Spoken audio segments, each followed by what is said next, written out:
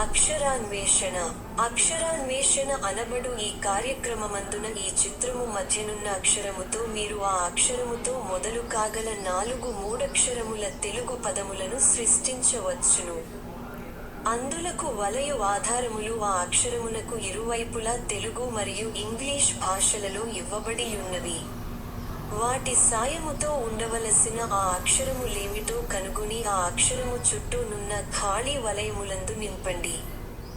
2 నిముషములలోగా మీరు నింపలేక పోయిన ఎడల ఆ సమాధానములేమిటో మేమివ్వగలము.